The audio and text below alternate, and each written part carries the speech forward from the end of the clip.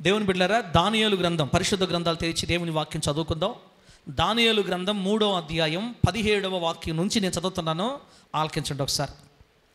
మేము సేవించుచున్నటువంటి దేవుడు మండుచున్న వేడిమి గల ఈ అగ్నిగుండములో నుండి మమ్మలను తప్పించి రక్షించుటకు సమర్థుడు, మరియు నీ వశమున పడకుండా ఆయన మమ్మును రక్షించును అని రాయబడింది. మేము సేవించుచున్న దేవుడు, బాగా వినండి బిడ్డలారా, ఉన్నారా అమ్మా? బతికుండేవాళ్ళు హల్లెలూయా అని చెప్పండి. హల్లెలూయా చెప్పిన వాళ్ళందరూ ఏమైనట్టు? వద్దులే, మనం ఆ మాట అనకూడదు. ఇంకోసారి చెప్పండి, బతికుండే వాళ్ళందరూ హల్లెలూయా అని. దేవునికి మహిమ కలుగునుగాక. మేము సేవించుచున్న దేవుడు మండుచున్న ఈ వేడిమి గల అగ్నిగుండములో నుండి మమ్మల్ని తప్పించి రక్షించుటకు సమర్థుడు, మరియు నీ వశమున పడకుండా ఆయన మమ్మును రక్షించును. చదివిన ఈ వాక్యాన్ని పరిశుద్ధాత్మ దేవుడు మనకు అర్థమగునట్లు బోధిస్తూ ఉండగా, వాక్యానుసారంగా బ్రతికే ధన్యత దేవుడు మనందరికీ అనుగ్రహించి ఆయన నీతిగల మార్గాలలో మనల్ని స్థిరపరచునుగాక. ఇంతకుముందు నేను మీకు ఏం చెప్పేవాడినంటే, దేవుడు అందరినీ దీవించడు, వాక్య వినే వాళ్ళందరినీ దీవించడు, వాక్య ప్రకారం ఎవరైతే బ్రతకతారో వాళ్ళని మాత్రమే దేవుడు దీవిస్తాడని చెప్పే చాలాసార్లు మీకు ఈ మధ్యకాలంలో. అవునా కాదా? అది కూడా చెప్పరు. వాక్యానుసారంగా బ్రతికే వాళ్ళనే దేవుడు దీవించాలి, అందరిని దీవించని చెప్పా. ఇప్పుడు అది కాదు ఇప్పుడు మన పాయింట్. అట్టగా అటు చెప్పకూడదు. ఇప్పుడు ఇక నుంచి ఏం చెప్పాలంటే, యేసు రక్తంలో ముద్రించబడిన వాళ్ళు అందరూ దీవించబడటానికి దేవుడు పిలిచిన వాళ్ళే. ఆమె నన్ను గట్టిగా అంటే, యేసు ప్రభువుని ఎవరైతే నిజంగా దేవుడు అని ఒప్పుకుంటున్నారో వాళ్ళందరూ ఆశీర్వాదానికే పిలువబడ్డారని చెప్పింది వాక్యం. మీరు ఆశీర్వాదమునకు వారసులు అవటానికే పిలువబడ్డారు. మీరందరూ ఈరోజు మందిరంలో ఉన్నారంటే మిమ్మల్ని దేవుడు పిలిచాడు కాబట్టి మీరు వచ్చారు. తల్ల మీకే మీరు రాలేరు, రారు కూడా. మన చుట్టుపక్కల ఉండే వాళ్ళు ఇంకా ప్రభు దగ్గర రాలేదంటే వాళ్ళు ఇంకా దేవుడు పిలవలేదు, వాళ్ళ కళ్ళు ఇంకా దేవుడు తెరవలేదు. మన కళ్ళు తెరిచాడు కాబట్టి మనం రాగలిగాం ఆయన దగ్గరికి. కాబట్టి మీరందరూ కూడా ఇంకా నాశనానికి మీ మీద అధికారం లేదు. ఇక ఎవరు మిమ్మల్ని నాశనం చేయలేరు. మీరు నాశనానికి సంబంధించిన వాళ్ళు కాదు, మీరు ఆశీర్వాదానికి సంబంధించిన వారసులు అన్నమాట. ఆమె నన్ను గట్టిగా. అందుకే ఇక్కడి నుంచి మనం అందరినీ దేవుడు ఆశీర్వదించుగాక అని చెప్పడమే. అది నా పాయింట్. ఇప్పుడు వాక్యం దగ్గర బండి అంటే దాని అర్థమైంది, ఇక్కడ ఎవరు కూడా శపించబడిన వాళ్ళు, శాపగ్రస్తమైన వాళ్ళు ఇంకెవరు లేరు. ఇక్కడ మనదంతా ఆశీర్వాద వంశం మంది. నా మాట అర్థం దడిలో చెప్పండి. మన వంశం పేరు ఏం పేరు? ఆశీర్వాద వంశం. వంశానికి ఒక్కడు కాదు, మనందరం దేవుడు ఆశీర్వదించడానికే పిలిచాడు అనమాట. మనం ఆస్వాదించబడిన వాళ్ళమే. రైట్, ఇప్పుడు వాక్యం దగ్గరికి వెళదాం. చదివిన వాక్య భాగం ఏ సందర్భం అంటే,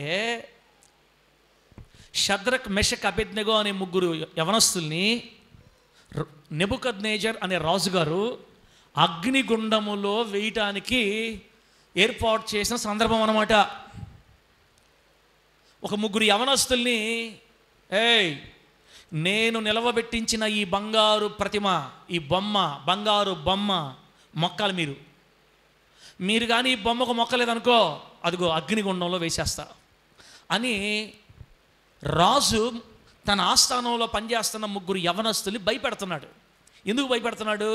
బొమ్మకి మొక్కమని. అప్పుడు ఆ ముగ్గురు యవనస్తులు ఏమంటున్నారంటే, రాజుగారు అయ్యా అనలా. బైబిల్ బాగా రాయబడింది అన్నమాట. ఇంకెట్ట చచ్చిపోతాము, అగ్నిగుండంలో వేసేశారంటే చచ్చిపోవటం, దేవుడి దగ్గర పోవటం, ఇక ఎట్లా బ్రతికేది లేదు. కాబట్టి ఈ రాజుగారికి మనం విలువిచ్చే ఏంది కానీ అక్కడ ఎంత మాట రాయబడిందంటే, నెబుకద్నెజర్ అంత పేరు పెట్టి పిలుస్తారు అక్కడ ముగ్గురు. నెబుకద్నెజర్. దీని గురించి సమాధానం చెప్పాల్సిన చింత మాకు లేదు, కానీ వేసేవు కానీ పెద్ద. ఇదిగో ఏ అగ్నిగుండం చూపించి మమ్మల్ని భయపెట్టి మా చేత ఆ బొమ్మకు మొక్కించాలని ఆశపడుతున్నావో, మేము సేవించుచున్న మా దేవుడు. ఆమేనండి. ఏ దేవుడు? మేము సేవించే మా దేవుడు మండుచున్న ఈ వేడిమి గల అగ్నిగుండము నుండి మమ్మల్ని తప్పించి రక్షించుటకు సమర్థుడు. మేము ఆరాధించే మా దేవుడు మండుచున్న ఈ అగ్నిగుండంలో నుంచి, ఆ వేడిమి నుంచి మమ్మల్ని తప్పించుటకు రక్షించుటకు సమర్థుడు. అంత మాత్రమే కాదు, నీ చేతుల్లో పడకుండా కూడా నీ వశము నుండి ఆయన మమ్మల్ని తప్పిస్తాడు అని వాళ్ళు గట్టిగా చెప్తున్నారు. మీకు అర్థం అవ్వాలంటే, మన దేశ ప్రధానమంత్రి తెలుసా మీకు? ఇప్పుడు ఫోటోలు చూసారన్నా? నరేంద్ర మోడీ గారు చూశారు కదా. నరేంద్ర మోడీ గారి దగ్గరికి మనల్ని తీసుకెళ్ళి పడేస్తే, మనలో ఒక ముగ్గురిని ఏయ్ మొక్కు అన్నాడు అనుకో, ఓహోకి ఇది ఒక బిడ్డలారా, ఒక ఉదాహరణ కోసం. మన దేశాన్ని పరిపాలిస్తున్న ప్రధానమంత్రి గారు ఏదన్నా మనల్ని మొక్కమంటే మనం నాయనా ఏమన్నా తేడా వస్తే బాధలు వస్తాయి, మనకి ఇబ్బందులు వస్తాయి, ఇక మనం ఇట్ట కాదు, ఏదో మొక్కేస్తే పోద్ది. గుండెల్లో యేసు ప్రభుని తలుచుకుందాం. గుండెలు ఎవరిని తలుచుకుందామో? యేసు ప్రభుని తలుచుకుందాం. వందనాలేమో దండాలేమో బొమ్మగా పెడదామని ఎందుకు వచ్చిన బాధ? మనం కొంతమంది రాజీ పడతారు. అంత పెద్ద అధికారి, మన దేశాన్ని పరిపాలిస్తున్న అధికారి బిడ్డలారా. అయితే షద్రక్ మెషక్ అబేద్నెగో ఈ ముగ్గురు యవనస్తులు మాత్రం పేరు పెట్టి పిలుస్తున్నారు, నెబుకద్నెజర్. నీకు అసలు దీని గురించి సమాధానం చెప్పాల్సిన అవసరం మాకు లేదు. నువ్వు ఏ అగ్నిగుండాన్ని చూపించి మమ్మల్ని భయపెడుతున్నావో ఆ అగ్నిగుండము నుంచి మేము సేవించే దేవుడు మమ్మల్ని తప్పించి రక్షించుటకు సమర్థుడు. నీ చేతుల్లో నుంచి కూడా నా దేవుడు తప్పిస్తాడు. ఒకవేళ రక్షించినా రక్షించకపోయినా నీవు నిలవబెట్టించిన ఈ బంగారు బొమ్మకి మొక్కమంతే అని చెప్పారు గట్టిగా. ప్రభు నామానికి మహిమ కలుగునుగాక. గట్టిగా చెప్పండి హల్లెలూయా. ఎంత మంచి మాటమ్మా. నిజం చెప్పండి, మనలో ఇంత భక్తి ఉందా? ఇప్పుడు ఇంత భక్తి ఉందా? పనులు చేసుకుంటాం మనం. ఎక్కడ కొంత ఇళ్లలో పనులు చేసే బిడ్డలు ఉంటారు. వాళ్ళు ఏం చేస్తారంటే మన చేత పూజా సంబంధమైనవి తోమని చెప్తారు. కొంతమంది పాపం ఉద్యోగాలు, పోలీస్ డిపార్ట్మెంట్లో ఉద్యోగాలు చేస్తుంటారు, ఏదన్నా జాబులు చేస్తుంటారు. కావాలని మన పైనుండి అధికారులు ఏం చేస్తారంటే మనల్ని టార్చర్ పెట్టడానికి మన బిడ్డల చేత పూలమాలలు, సాంబ్రాన్ కడ్డీలు, టెంకాయలు, పువ్వులు, ఇంకా అవసరమైతే పూలదండై ఆ బొమ్మకు పూలదండై, స్వామికి పూలదండై అని చెప్తారు. ఇళ్లలో పనిచేసే వాళ్ళైతే పూజ వస్తువు తోమని చెప్తారు, కడగమని చెప్తారు.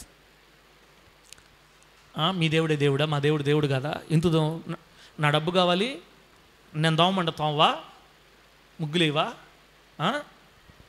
డబ్బు అయితే కావాలి నా ఇంట్లో, ఏం మొక్కవా, చేయవా, కడుగు అని బలవంత పెడతారన్నప్పుడు మనల్ని బిడ్డలారా. అప్పుడు మనం ఏమనుకుంటామంటే ఇది పని కదా, పని చేయకపోతే వాళ్ళు బాధపడతారు.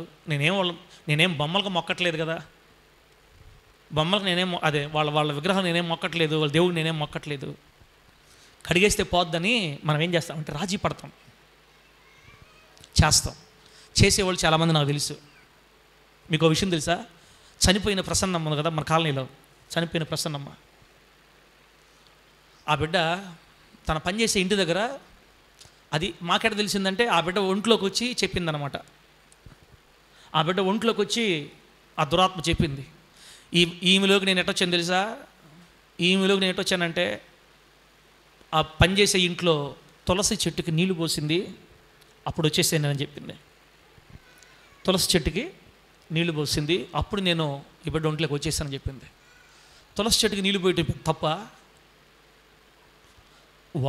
అవతల వాళ్ళు ఆ చెట్టుని దేవతగా కొలుస్తారు, వాళ్ళ దేవుడిగా కొలుస్తారు. మనం వాళ్ళని తప్పనకూడదు. వాళ్ళ ఉద్దేశాలు, వాళ్ళ ఆచారాలు మనం తప్పనకూడదు. మనము యేసు రక్తంలో ముద్రించబడిన దేవుని బిడ్డలవి. ఆమేనండి.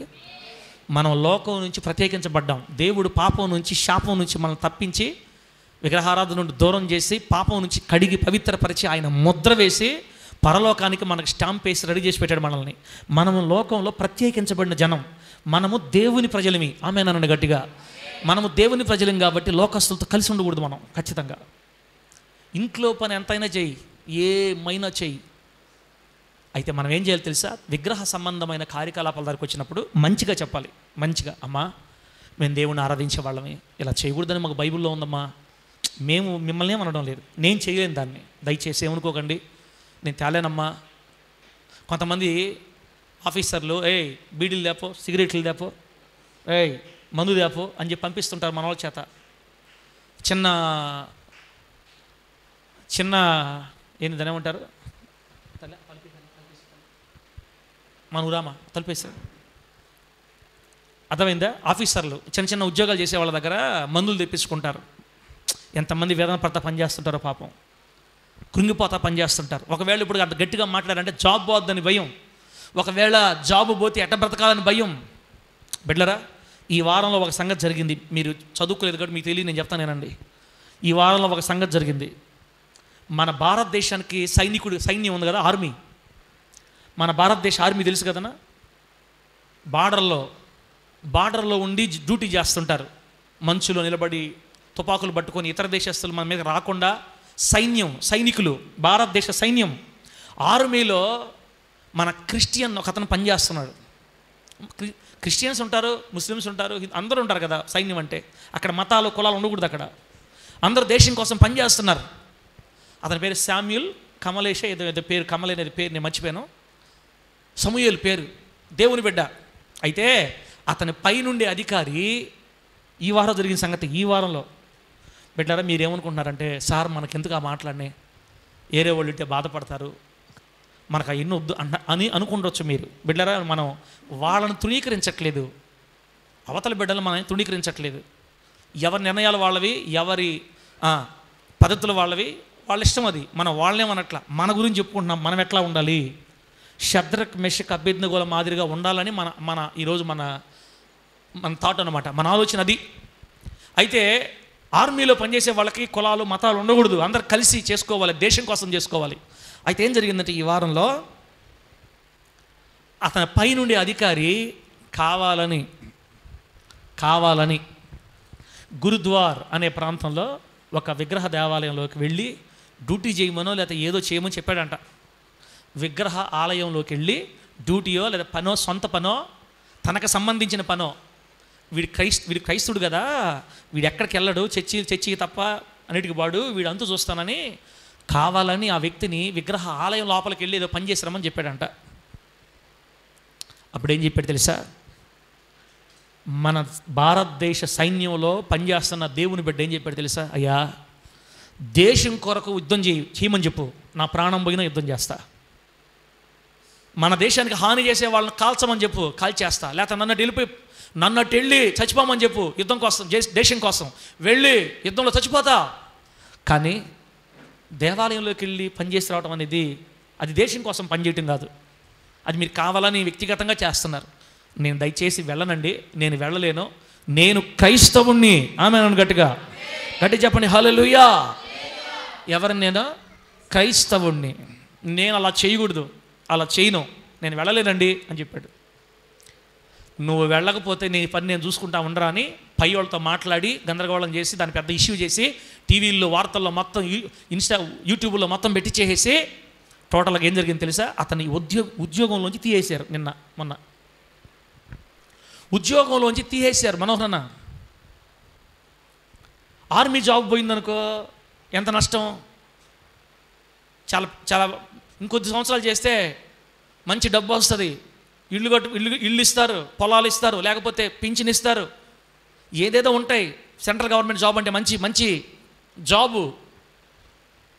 ఏమరా మేము వెళ్ళమంటే నేను క్రైస్తవుని వెళ్ళనంటావా అని వాళ్ళు ఏం చేశారంటే ఆ వ్యక్తి ఉద్యోగంలో నుంచి తీసేశారు. ఇప్పుడు చెప్పండి, అతని విశ్వాసం గొప్పదా? 2000, 3000 కోసం పూజా వస్తువులతో మన విశ్వాసం గొప్పదా? అతని విశ్వాసం గొప్పదా? ఆఫీసుల్లో మందు బాటిల్ తెచ్చి, బీడీ సిగరెట్లు తెచ్చే వాళ్ళ విశ్వాసం గొప్పదా? దేవుని బిడ్డలది వాళ్ళ విశ్వాసం గొప్పదా? గుండెల్లో దేవుడు ఉంటే చాలు, మనం ఏం చేయట్లేదు కానీ పూలమాలలో పటాలకు వేసేవాళ్ళు గొప్పవాళ్ళ? వాళ్ళ విశ్వాసం గొప్పదా? ఆయన విశ్వాసం గొప్పదా? బిడ్డ, ప్రభు మనతో మాట్లాడుతున్నాడు. మనం కూడా షద్రక్ మెషక్ అబేద్నెగోల మాదిరిగా దేవుని కొరకు నిలబడాలా. లోకంలో ఎన్ని సమస్యలైనా పడదాం, ఇబ్బంది లేదు, కానీ దేవుని విషయం వస్తే మనం పైన పడి వాళ్ళ మీద బాంబులు వేద్దామని చెప్పట్లా. మనం నేను దేవుని బిడ్డని, నా ప్రభువు నాకు ఇలా చేయొద్దని చెప్పాడు, ఇది ఆయనకి ఇష్టం లేదు, నేను తప్ప వేరొక దేవుడు నీకు ఉండకూడదని చెప్పాడు.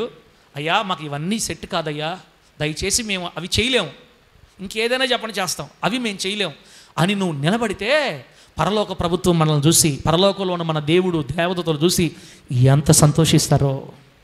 ఇప్పుడు ఆ వ్యక్తికి ఉద్యోగం పోయింది, ఇక రేపటి నుంచి అతని కష్టం, డబ్బు ఇవ్వరు, ఎక్కడికి వెళ్ళినా ఇంకా జాబ్ రాదు, చాలా కష్టపడాలి, తిండి కూడా దొరకదు, రాబోయే రోజులు ఇంకా నీరసం అయిపోతాడు. కానీ పరలోక ప్రభుత్వం అంతా ఆ బిడ్డ పక్షాన ఉంది. ఇప్పుడు ఆమె చెప్పండి గట్టిగా, చప్పట్లు కొట్టు, దేవునికి మహిమ కలుగును గాక. ఈ లోకములో ఉన్న వాళ్ళందరికంటే గొప్పవాడు మనం ఆరాధించే దేవుడు. మన దేవుడు ఇప్పుడు ఆ సహోదరుడు పక్షాన ఉన్నాడు. కొద్ది కాలం శ్రమ అనుభవిస్తాడు, అంతే కదా. దేవుడు ఇంకొక ద్వారం తెరస్తాడు, ఆ బిడ్డను పోషిస్తాడు, నిలబెడతాడు. పరలోక రాజ్యంలో మన అందరికంటే మంచి ప్లేస్ ఆ వ్యక్తికి, మంచి ప్లేసు. భారతదేశం షేక్ అయిపోయిందంతే. ఒరే, ఒక క్రైస్తవుడు ఇంత గట్టి నిలబడతాడా? తాను నమ్మిన దేవుని కోసం ఇంత గట్టి నిలబడతాడా? ఉద్యోగాన్ని కూడా పోగొట్టుకున్నాడే. బిడ్డలారా, ఇదే మనము బైబిల్ ఏడ చూస్తామంటే ఈ ముగ్గురులో చూస్తాం. షద్రక్, మెషక్, అబేద్నెగోలో చూస్తాం. ఈ షద్రక్, మెషక్, అబేద్నెగోలు అంటారు రాజా అన్నట్లా, ఏయ్ నెబుకద్నెజర్, నీకు సమాధానం చెప్పాల్సిన చింత మాకు లేదు. అగ్నిగుండాన్ని పక్క నుంచి బూజ చూపించి భయపెడుతున్నావా? మేము సేవిస్తున్న మా దేవుడు మండుచున్న ఈ వేడిమ గల అగ్నిగుండములో నుంచి మమ్మల్ని తప్పించి రక్షించుటకు సమర్థుడు, శక్తి గలవాడు. ఆయన మమ్మలను తప్పిస్తాడు, రక్షిస్తాడు, నీ చేతిలో పడకుండా మమ్మల్ని కాపాడుతాడు. నేను ఆరాధిస్తున్నా నా దేవుడని వాళ్ళు ముగ్గురు గట్టిగా చెప్పారు. ప్రభునామాన్ని మహిమ కలుగును గాక. ఇంకొక మాట ఏమన్నారంటే, ఒకవేళ రక్షించినా రక్షించకపోయినా నువ్వు నిలవబెట్టించిన ఈ బంగారు ప్రతిమ బొమ్మకి మొక్కేదే లేదు, మొక్కేదే లేదు, మొక్కేదే లేదు అన్నారు ఒకటే మాట. ఆ మాటలు వినిలేకి అన్ని లక్షల మందిలో రాజును ఎదిరించి మాట్లాడేసరికి రాజుగారి ముఖమంట వికారం అయిపోయిందంట. రాజుని ఎదిరిస్తే ఎట్లుంటుంది? బాధ కదా, అతనికి అవమానం కదా. నా రాజ్యంలో పనిచేసేవాడు నన్ను ఎదిరిస్తారా అని అతని ముఖం వికారమై కోపం వచ్చేసరికి ఎప్పుడు మండుతున్న వేడి కంటే 7 ఇంతలు వేడి చేశారంట. ఇంకా 7 times అగ్నిని 7 అంతలు ఎక్కువ చేశారు. ఇంకా రాజుగారి ముఖాన్ని చూసి ఆ సైనికులు ఏం చేశారు, ఇంకా ఎక్కువ వేడి చేసి బట్టలు కూడా తీయకుండా తీసుకెళ్ళి పడేశారు అగ్నిలో. బట్టలను ఓడ తీసి చేతులు కట్టి పడేయాలి. మామూలుగా బట్టలు తీసేసేది లేదు, చేతులు కట్టేది లేదు. మొత్తం ఉన్న పాటునే బలమైన వ్యక్తులు పిలిపించి ఒక్కొక్కరు ఇద్దరిద్దరు పట్టుకొని ఈడ్చుకెళ్ళి పడేశారు అంతే.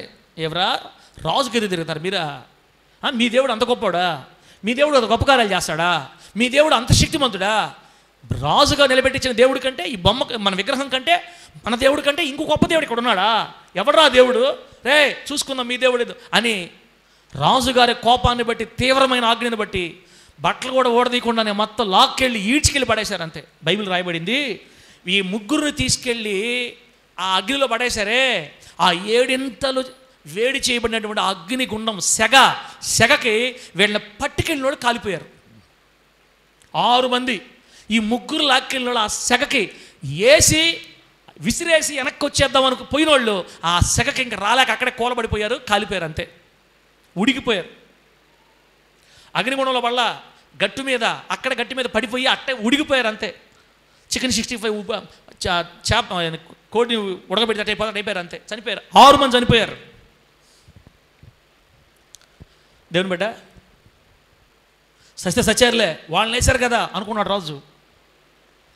అయితే కొంతసేపటికి రాజుగారు అందరూ తీవ్రంగా చూస్తున్నారు. వాళ్ళ బాడీలు బొగ్గు అయిపోతే అప్పుడు శాంతించాలని రాజు అంటాడనమాట. అలా ఆ అగ్నిగుండం వైపు చూస్తున్నాడు సింహాసనం మీద కూర్చొని. చూస్తే బైబిల్ రాయబడింది, విసిరేసింది ముగ్గురు కదా, ఆ ముగ్గురితో పాటు ఇంకొక వ్యక్తి కూడా తిరగతున్నట్టు కనబడుతుంది రాజుగారికి. దేవునికి స్తోత్రం కలుగును గాక. ఆ 4వ రూపం ఎలా ఉందో తెలుసా?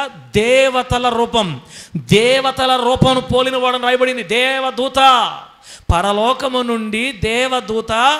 బిడ్డరా, కొంతమంది దేవదూత అంటారు, కొంతమంది మన ప్రభువుని యేసయ్య అంటారు. యెహోవా దూత మన ప్రభువుని యేసయ్య అంటారు. బిడ్డ చాలామంది ఎక్కువ యేసయ్య అని చెప్తాడు.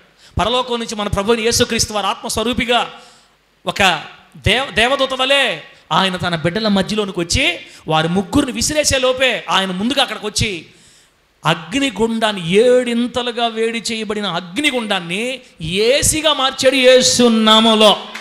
కొట్టో చప్పట్లు గట్టిగా కొట్టో. దేవుని నామానికి మహిమ కలుగును గాక. హల్లెలూయా, ఆమేన్. మనం ఆరాధించే దేవుడు వారి ముగ్గురిని విసిరేయడం కంటే ముందే అక్కడికి వచ్చి తన బిడ్డల కోసం వచ్చి, వీడు ఖచ్చితంగా నా బిడ్డల్ని విసిరేస్తాడని తెలుసుకొని తన బిడ్డల కోసం ముందుగానే వచ్చి 7 ఇంతలుగా వేడి చేయబడిన అగ్నిగుండాన్ని ఏసీగా మార్చేశాడు. మొత్తం అగ్ని కీలలు చల్లార్చాడు దేవుడు. వీళ్ళు ముగ్గురు ఎగిరి దాంట్లో పడ్డారు, ఏం కావట్లా. ఒక చిన్న ఏసీ రూమ్లో వేసేస్తే ఎటుంటుందో సంతోషంగా లేచి, రే బ్రదర్ షడ్రక్ మిషక్ అబేద్నెగో ఏం కాలట్లేదే అని తప్పని కనపడి 4 ఆయన కనపడ్డాడు వాళ్ళకి. అయ్యా ప్రభు, తండ్రి స్తోత్రాలయ్యా, అయ్యా మమ్మల్ని రక్షించడానికి వచ్చావా నా తండ్రి అని ఒకరొకరు సంతోషపడుతున్నారు, హత్తుకుంటారు, కౌగులించుకుంటున్నారు. ఈ 4 మాట్లాడుకుంటా రౌండ్గా తిరుగుతున్నారంట మాట్లాడుకుంటా. అగ్నిగుండంలో ప్రభు అయిన యేసుక్రీస్తు. ఇప్పుడు ఇంత మంచి మాటలు చెప్తుంటే నీరసం వస్తుందా ఎవరికన్నా?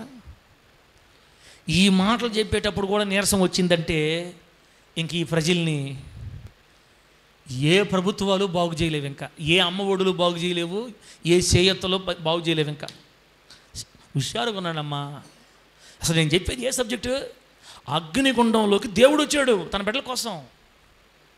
అగ్నిగుండంలోకి దేవుడు వచ్చాడక తన బిడ్డను రక్షించుకోవడానికి. ప్రపంచాన్ని ఏలే రాజు గడగడ వణిగిపోతున్నాడు ఇప్పుడు. నేను నిలబెట్టించిన బొమ్మ కంటే సజీవుడైన దేవుడు దిగాడు రా అగ్నిగుండంలో. కానీ ఆయన ఆశ్చర్యపోయే సందర్భం చెప్తున్నాను మీకు నేను. 7 ఇంతలుగా అగ్ని ఎక్కువయింది. ఆ అగ్నిగుండాన్ని 7 ఇంతలుగా ఎక్కువ చేశారు మంట.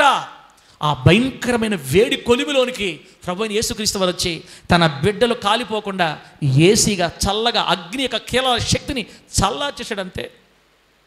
వాళ్ళు సంతోషంగా మాట్లాడుకుంటా తిరగతా ఉంటే సింహాసనం మీద అని రాజు చూశాడు. చూస్తే ఆయనకు 4 కనపడుతున్నారు. ఎంతమంది కనపడుతున్నారు? 4 కనపడుతున్నారు. ఈ 4వ వాడు ఎట్టున్నాడంటే దేవతల రూపమును పోలిన వాడు నాకు కనబడుతున్నాడని రాజు చెప్తాడు. అక్కడ ఇంకా తట్టుకోలేక వణుకు స్టార్ట్ అయింది, గుండె పోటు స్టార్ట్ అయింది రాజుగారికి. ఇది భూప్రపంచ చరిత్రలో అగ్నిగుండంలో మనుషులను పడేస్తే బ్రతికి బట్ట కట్టినట్టు చరిత్రలో లేదు. బ్రతికి బట్ట కట్టినట్టు చరిత్రలో లేదు. ఇంత పెద్ద అగ్నిగుండంలో మనుషులు హ్యాపీగా తిరుగుతున్నారు. ఏంది అంటే ఈ భూలోకంలో ఈ దేవుణ్ణి మించిన దేవుడు ఇంకొకడు లేడు. నేను నిలబెట్టించిన ఈ బొమ్మ కూడా సుత్తి బొమ్మ తప్ప ఈ బొమ్మలో శక్తి లేదు, పాడు లేదని అర్థమైపోయింది ఆయనకు కూడా. ఇంకా తట్టుకోలేక ఆ అగ్నిగుండం దగ్గరగా వెళ్ళి దేవుని సేవకులైన షద్రకు మెషకు అబేద్నెగో రండి అని పిలిచాడు. ఈయనే పడేయమని చెప్పాడు. ఇందాక మొహం సిట్టించుకున్నాడే, ఇందాక మొహం అదొక రకంగా పెట్టాడే, ఈయనే పోయి పిలుస్తున్నాడు, అయ్యా రండి, జీవము గల దేవుని సేవకులారా రండి అంటే 4వ ఆయన అగ్నిలో నుంచి పరలోకంలోకి వెళ్ళిపోయాడు. ఆమె చెప్పండి గట్టిగా. అగ్నిలో నుంచే మహిమ స్వరూపిగా ఆత్మస్వరూపిగా ఆయన అదృశ్యమై పరలోకం వెళ్ళిపోతే 3 గుండంలోంచి దాటి ఎక్కి బయటకు వచ్చారు. బయటకు వస్తే రాజు, మంత్రి, అధికారులు, పరిపాలన అధికారులు ఎంతమంది ఉంటారో మొత్తం వీళ్ళ 3 ఒక రకంగా చూస్తున్నారు. ఒక ఆయన పోతాడు, ముక్కుతో వాసన చూస్తాడు. ఒక ఆయన ఎండుకులు పట్టుకొని చూస్తున్నాడు. ఒక ఆయన పొళ్ళు పట్టుకుంటాడు. ఒక ఆయన చెవు పట్టుకుంటాడు. ఒక ఆయన చొక్కా పట్టుకుంటాడు. చొక్కా వాసన చూస్తున్నాడు. వాళ్ళు ఎన్ని చెక్కిపలు చేసుకున్నా, ఎన్ని చెక్కపలు చేసుకున్నా, ఎన్ని పరీక్షలు చేసినా వెంట్రుక కూడా వాసన రాలేదంట. అగ్ని వాసన రాలేదంటనా? వెంట్రుక కూడా ఏ వాసన రాలేదమ్మా? అగ్ని వాసన రాలా. రాకపోతే మమ్మల్ని ఏం చేయమంటావు అన్నట్టు చూస్తున్నారు మీరు. రాకపోతే మమ్మల్ని ఏం చేయమంటావు నువ్వు ఇప్పుడా అన్నట్టు చూస్తున్నారు. యేసు రక్తమే జయం. అగ్ని వాసన రాకపోతే మమ్మల్ని ఏం చేయమంటావు? ఆ దేవుడేనమ్మా మనం ఆరాధించేది. మన దేవుడే ఆ దేవుడు. అదిగో అగ్ని కీలల్లోకి తన బిడ్డల కోసం దిగొచ్చాడే ఆ దేవుడే ఈరోజు మనం ఆరాధిస్తున్న మన యేసు. అంత గొప్ప దేవుణ్ణి కలిగి ఉన్నందుకు నువ్వు ఎట్టుండాలా? హుషారుగా ఉండాలి. బల్ల హుషారుగా అన్నాడు చూడాలా. అయితే అన్నాడు చూసేట వెంట్రుకు కూడా వాసన రాలా. బట్టలు కాలిపోవడం కాదు కదా, అసలు స్మెల్లే రావట్లేదంట. వెంటనే రాజుగారు అంటున్నారు, రే ఈ బొమ్మను తొందరగా తీసేయండి నుంచి, ఈ బొమ్మనే తొందరగా తీసేయండి. షద్రకు మెషకు అబేద్నెగో అనే ఈ ముగ్గురు ఆరాధిస్తున్న దేవుడే సర్వలోకానికి దేవుడు. చప్పట్లు కొట్టు, చప్పట్లు కొట్టు. మీ నోళ్ళలో యేసు రక్తం పోయా. ఆమె ఎన్నో వచ్చిన అదే ఎన్నో వచ్చిన 28 చూడండి, 28 చూడండి, 3:28 వచ్చినాం. దానియేలు గ్రంథం 3:28 ఉందంటే, నెబుకద్నెజరు చెప్తున్నాడు ఈ మాట, షద్రకు మేషాకు అబేద్నెగో అని వీరి దేవుడు పూజార్హుడు. ఆయన తన దూత నంపి తను ఆశ్రయించిన దాసులను రక్షించెను. వారు తమ దేవునికి గాక మరి ఏ దేవునికి నమస్కరింపకయు ఏ దేవుని సేవింపకయు ఉందుమని తమ దేహములను అప్పగించి రాజు యొక్క ఆజ్ఞను వ్యర్థపరచిరి. కాగా నేనొక శాసనము నియమిస్తున్నాను, ఏదనగా ఈ విధముగా రక్షించుటకు సమర్థుడకు దేవుడు గాక మరి ఏ దేవుడు లేడు. కాగా ఏ జనుల్లో కానీ రాష్ట్రంలో కానీ ఏ భాష మాట్లాడే వారిలో కానీ షద్రకు మెషకు అబేద్నెగో అనువారి దేవుణ్ణి ఎవడైతే దూషిస్తాడో వాడు తుత్తునీలుగా చేయబడతాడు. వాని ఇల్లు ఎప్పుడు పెంట కుప్పగా ఉండుననేనో. అంతటి నుండి రాజు షద్రకు మెషకు అబేద్నెగో అను వారిని బబులోను సంస్థానములో హెచ్చించెను అని రాయబడింది. దేవునికి స్తోత్రం కలుగును గాక. చెప్పండి గట్టిగా హల్లెలూయా. నా సర్వీసులో నేను చూసినంత వరకు అగ్నిగుండములో నుండి తను ఆశ్రయించిన సేవకుల్ని ఈ విధంగా దూతను పంపి రక్షించిన ఇటువంటి దేవుడు భూలోకంలో ఇంకెక్కడా, ఈ భూమి మీద ఇంకెక్కడా లేడు. నేను నిలబెట్టించిన ఈ బొమ్మ కూడా ఏం చేయలేదు, నాకు అర్థమైపోయింది. ఇంకా ఇప్పుడు చెప్తున్నా, షద్రకు మెషకు అబేద్నెగో అని ఈ ముగ్గురు ఆరాధిస్తున్న ఈ దేవుణ్ణి ప్రపంచంలో ఎవడైనా కానీ దూషించాడు అనుకో, వాణ్ణి తుత్తు నిలుగా నరికేస్తా. ఇక నుంచి ఈ ముగ్గురు ఆరాధిస్తున్న దేవుడే లోకమంతటా పూజించుటకు పూజార్హుడు. ఆరాధించాలన్నా పూజించాలన్నా ఈ దేవుని పూజించాలా, ఈ దేవుడు ఆరాధించాలా. నిలబెట్ట బంగారు బొమ్మ అని ఆయనే తన బొమ్మని తిట్టుకుంటున్నాడు. ఈ ముగ్గురు ఆరాధించే దేవుడు పూజార్హుడు, పూజకు అర్హుడు. అబ్బబ్బబ్బబ్బా, ఈ విధముగా అసలు వీళ్ళ ముగ్గురు చూడు మా దేవునికి గాక ఇక ఏ దేవునికి మేము నమస్కరించమని వాళ్ళ శరీరాల్ని అప్పగిచ్చేశారంతే. ఆమె చెప్పు గట్టిగా హల్లెలూయా. ఈ వారంలో మన భారతదేశ ఆర్మీలో ఉన్నటువంటి ఒక క్రైస్తవుడు ఇదే తీర్మానం, నేను ఇతర దేవాలలోకి వెళ్ళను, నేను క్రైస్తవుడిని, నేను వెళ్ళను అంతే. రాజు ఆజ్ఞ వ్యర్థమైపోయింది పూర్తిగా. రాజునే పక్కన పెట్టేశారు అంతే వాళ్ళు. అబ్బా, వాళ్ళ దేహాలు కూడా అప్పగించేశారండి.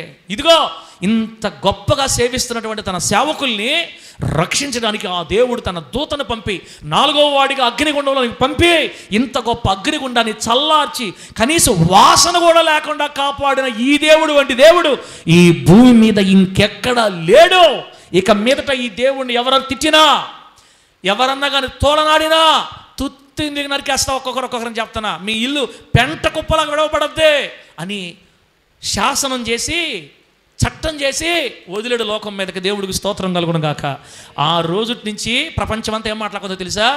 షద్రకు మెషకు అబేద్నెగో అనే యూదులు ఆరాధిస్తున్న యెహోవా దేవుడే పూజకు అర్హుడు. ఆయన అగ్నిగుండంలో నుంచి వాళ్ళ ముగ్గురిని కాపాడాడంట. అందుకే మన రాజుగారు ఈ శాసనం చేశాడని ప్రపంచమంతా, దేశమంతా యెహోవా నామము కొనియాడబడింది. అంత మాత్రమే కాదు, ఆ ముగ్గురిని ఆ రాజుగారు తన దేశంలో ఇంకొంచెం ప్రమోషన్ ఇచ్చి పెద్ద స్థానాలు ఇచ్చి వాళ్ళని హెచ్చించాడని బైబిల్లో రాయబడింది. ప్రభుకు మహిమ కలుగును గాక. గట్టి చెప్పండి హల్లెలూయా. షద్రకు మెషకు అబేద్నెగోలు ఇంతకు ముందున్న స్థితి కంటే ఇప్పుడు ఎక్కువగా దీవించబడ్డారు, ఎక్కువగా వాళ్ళని హెచ్చించాడు రాజుగారు.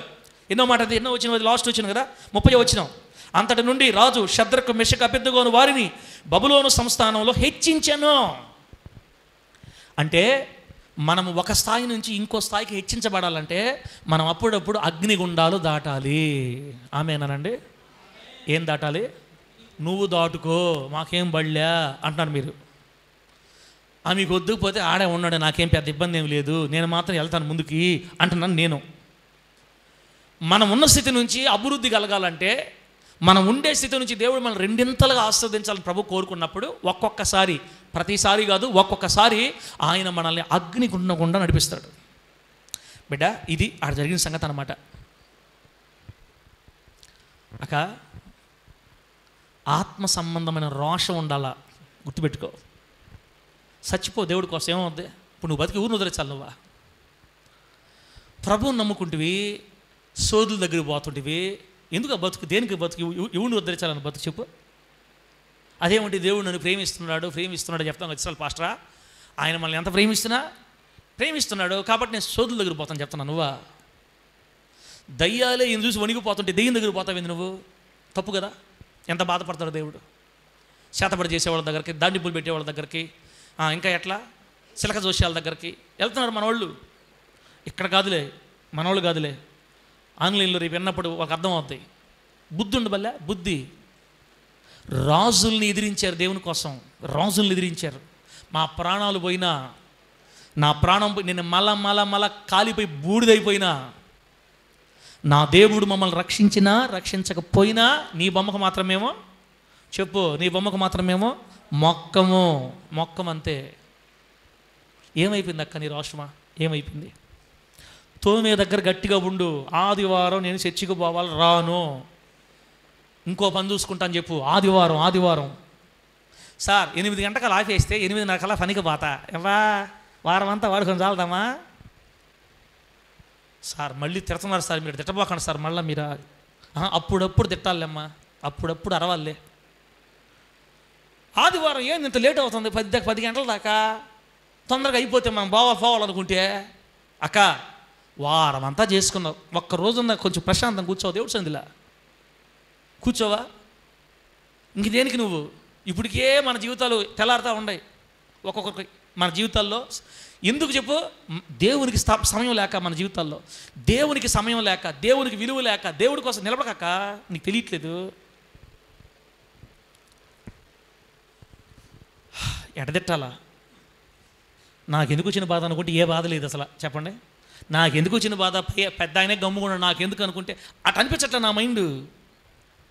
నేను కాకపోతే ఎవరు చెప్తారు మీకు? చెప్పండి. తోమే దగ్గర, పనిచేసే దగ్గర, ఇళ్లలో పనిచేసే దగ్గర ఆదివారం ప్రార్థన టయానికి కానీ రమ్మన్నారంటే నువ్వు కాకపోతే పొల్లమ్మ, ఎల్లమ్మ కాకపోతే పొల్లం పని దొరకదు నాకని చెప్పాలి మనం. దేవుని సన్నిధి కొరకు సెలవు పెట్టుకొని అవకాశం కనుక ఉండి కూడా డబ్బు కొరకు వెళితే ఈ శద్రక మిషక అభ్యర్థులాగా మనం దేవుని కోసం నిలబడలేము. అంటే వాళ్ళలాగా మనం నిలబడినట్టు కాదు అర్థం. ఆగడానికి అవకాశం ఉండి కూడా ఆగట్లేదంటే ఏంది వాళ్ళు ఒప్పుకునేది? ఆదివారం 11 గంటలకు వస్తా, 12 గంటలకు వస్తా, అంతే. నా ప్రభు దగ్గరికి వెళ్ళాలా, మాకు ఆదివారం ఆరాధన దినం, మాకు ఇక మొత్తం పని చేయట్లా. సరే ఓకే, వద్దంతే. చర్చికి పోకూడదు, మాకు పని చేయాలా? బావమ్మ పొలమ్మ చాలా ఉండే కానీ మాకు. అబ్బా పలానా ఆమె పనికి రావాలంటే ఆదివారం వదిలేయాలి ఆమెనే, లేకపోతే ఆమె పనికి కూడా రాదయ్య ఆమె. ఆదివారం అంటే ఇంకా ఎవడు తుఫాను వచ్చినా కూడా ఆ మనిషి చర్చికి ఆగదమ్మా. అది దేవునికి మహిమ. అది అనా వలలు పట్టుకొని కాలాలకు పోయేదా? ఇది చెప్పండి. కొంతమంది మన బిడ్డలు ఆదివారాలు కూడా వలలు పట్టుకొని పోతుంటారు చేపలకి. ఏమిరా ఎంత సంపాదిస్తావు భూమి మీద? ఎంత సంపాదించినా అలా కాగితమే కదా. చచ్చిపోతే మనతో ఏ కాగితాలు వస్తాయి? ఒక కాగితం చెప్పండి.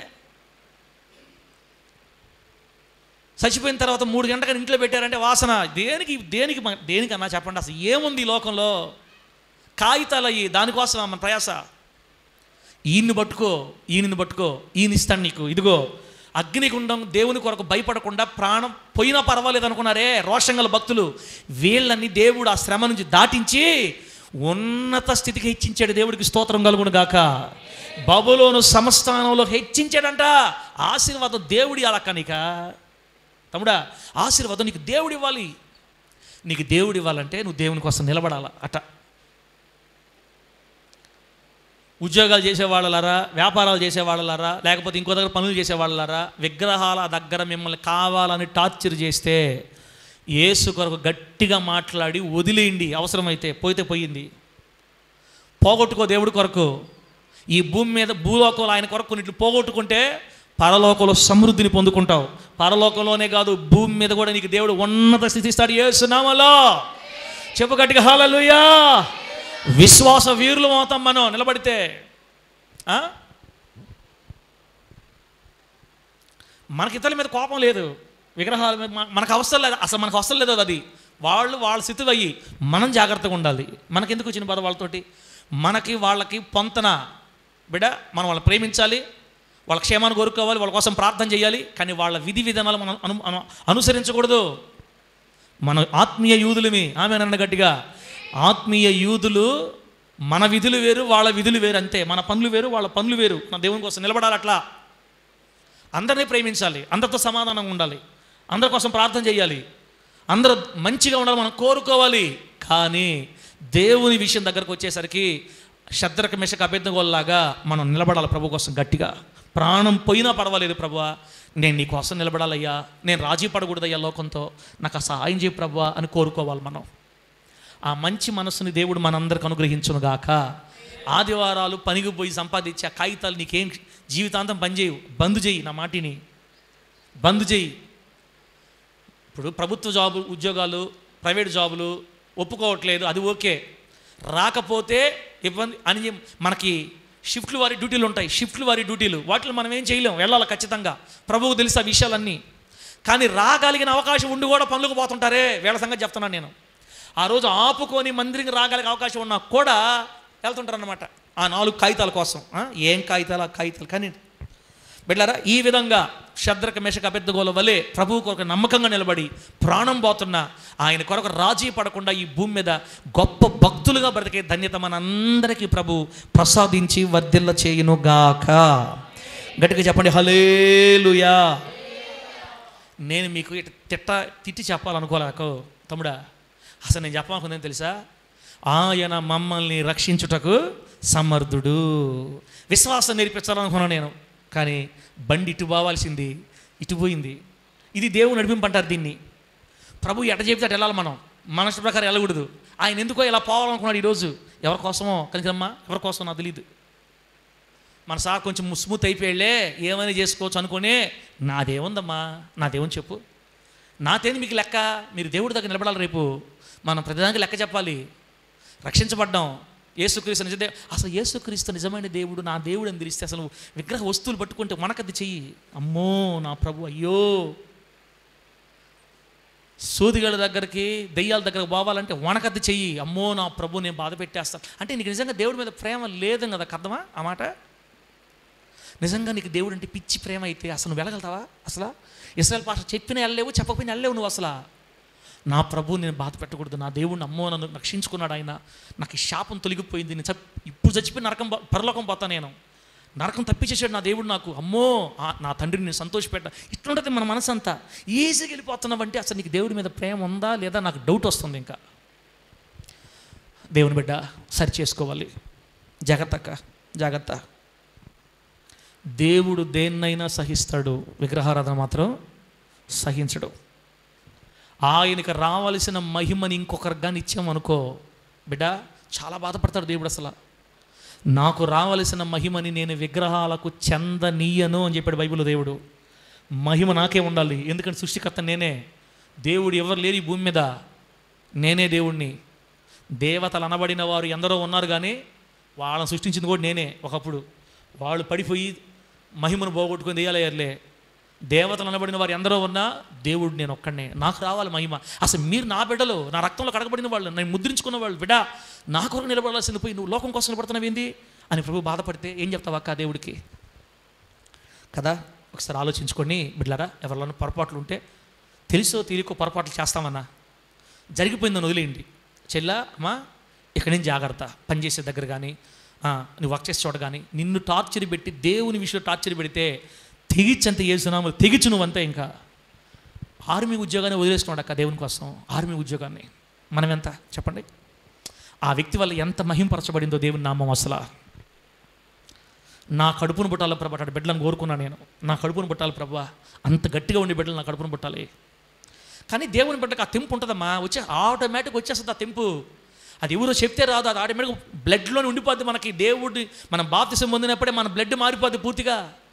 ఈ లోకంలో ఎన్ని కోట్లు ఇచ్చినా కూడా దేవునికి వ్యతిరేకంగా మనం ప్రవర్తించలేం.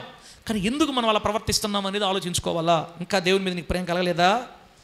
ఆలోచించుకోండి. దేవుడి మాటలు మనకు ఆశీర్వాదకరంగా మార్చి వర్ధిల్ల చేయును గాక. గట్టిగా చెప్పండి హల్లెలూయా. వచ్చే వారం విశ్వాసంతో మాట్లాడుకుందాం. ఆయన మనల్ని రక్షించి తప్పించుటకు సమర్థుడు. అగ్నిగుండాల్లో నుంచి కూడా దేవుడు మనల్ని రక్షిస్తాడు. అగ్నిగుండంలో నుంచి కూడా ప్రభు తప్పిస్తాడు. అగ్నిగుండం వంటి సమస్యలు నీ జీవితంలో ఎదురైతే ఉన్నాడు మనకు ఒక సహాయకుడు, నేరుగా దూకతాడంటే ఆమె అని చెప్పండి గట్టిగా. నీవు అగ్నిగుండం లాంటి సమస్యలోకి వెళ్ళిపోతే నా ప్రభు అయిన యేసయ్య దూకతాడు నీకోసం. అక్కడికి వచ్చేస్తాడు నీకోసం, ఆయన బిడ్డల కోసం వస్తాడు. వచ్చి అగ్ని గుండం యొక్క శ్రమ నుంచి తప్పించి రక్షించి పక్కన పెడతాడు మనల్ని. అటువంటి గొప్ప దేవుని ప్రేమ బైబిల్ ఎవరెవరిని తప్పించాడో, ఎట్లా ఆయన మనల్ని తప్పిస్తాడో, ఆయన ఎందుకు మనం ఎలా విశ్వాసం కలిగి ఉండాలో వచ్చే వారం మనం ధ్యానం చేసుకుందాం. దేవుడి మాటలు మనకు ఆశీర్వాదకరంగా మార్చి వర్ధిల్ల చేయును గాక. కళ్ళు మూసుకోండి బిడ్డ, ప్రార్థన చేసుకుందాం. కళ్ళు మూసుకోండి.